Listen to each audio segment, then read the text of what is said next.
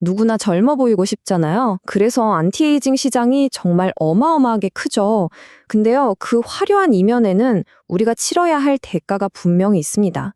오늘 이 시간에는 피부 노화의 과학을 한번 제대로 파헤쳐 보고, 과연 고통이나 엄청난 비용 없이 우리 피부를 속부터 다시 탄탄하게 만들 방법은 없는지 그 가능성을 자세히 들여다보겠습니다. 젊음을 유지하는데 대체 얼마나 큰 대가를 치러야 할까요? 요즘 가장 인기 있다는 전문 시술들, 그 뒤에 숨겨진 현실, 우리가 실제로 감수해야 하는 아픈 지점들이 뭔지 한번 알아보겠습니다. 네, 바로 이겁니다. 써마지나 울세라처럼 강력한 효과를 준다는 시술을 한 번이라도 고민해 보신 분이라면 바로 이 질문에 딱 부딪히게 되죠. 첫 번째 장벽, 역시 비용입니다. 약 9천만 원. 근데 이게 한 번 내고 끝나는 게 아니라는 게 문제예요.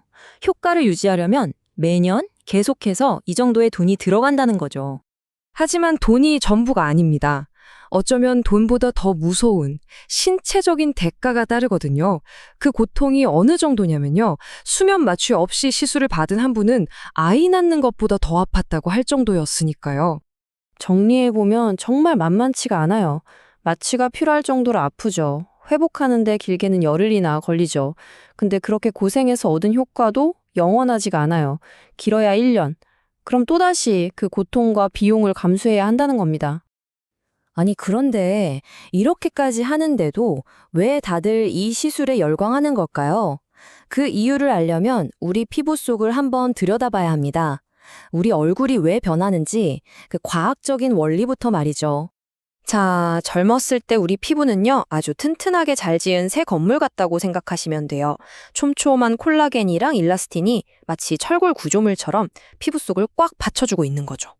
그런데 시간이 흐르면서 이 튼튼했던 철골 구조가 녹슬고 무너져 내리기 시작하는 거예요. 한때는 빽빽하게 차있던 내부가 텅텅 비어버리는 거죠. 바로 이겁니다. 속이 이렇게 무너지니까 그게 겉으로 드러나는 게 바로 우리가 피부가 처졌다, 주름이 깊어졌다고 말하는 현상인 거예요. 결국 겉이 아니라 속의 문제였던 거죠. 자, 무너져가는 건물이 있다고 생각해 보세요. 겉에 페인트 칠만 다시 한다고 해결될까요? 아니죠. 가장 확실한 방법은 바로 그 기초, 골조부터 다시 튼튼하게 세우는 겁니다. 그래서 나온 개념이 바로 피부 재건축입니다. 말 그대로예요. 첫째, 무너진 콜라겐 기둥을 다시 세우고, 둘째, 텅 비어버린 공간을 좋은 영양분으로 꽉꽉 채워주는 것. 이 두 가지를 다 하는 거죠. 좋습니다. 그럼 그 재건축의 첫 번째 단계, 바로 무너진 기초를 다시 세우는 리프팅인데요. 이걸 집에서 에너지를 사용하는 기술로 어떻게 할 수 있는지 한번 알아볼게요. 원리는 이렇습니다. 먼저 고주파가 피부 깊숙한 곳에 약 43도 정도의 따뜻한 열을 보내요. 그럼 이 열이 낡고 힘없는 늙은 콜라겐들을 싹 정리해주는 일종의 철거 작업을 하는 거죠. 그럼 우리 몸이 여기 무너졌네? 빨리 새로 지어야겠다 하면서 자연 치유 시스템을 가동해요. 그 결과 새롭고 쌩쌩한 젊은 콜라겐이 만들어지면서 기초가 다시 튼튼해지는 겁니다. 자, 이렇게 뼈대를 다시 튼튼하게 세웠어요. 그럼 이제 뭘 해야 할까요? 맞습니다. 텅 빈 공간을 좋은 걸로 꽉꽉 채워줘야죠. 보통 피부과에서는 MTS처럼 미세한 바늘로 피부에 직접 구멍을 뚫어서 영양을 넣잖아요. 당연히 아플 수밖에 없죠. 근데 요즘 기술은요, 피부에 상처 하나 내지 않고도 영양분이 들어갈 길을 열어줄 수가 있어요. 전기 펄스를 이용하는 건데 통증이 없다는 게 핵심입니다. 이게 3단계로 이루어져요. 먼저 일렉트로포레이션이라는 기술이 피부의 아주 작은 길을 순간적으로 탁 열어줘요.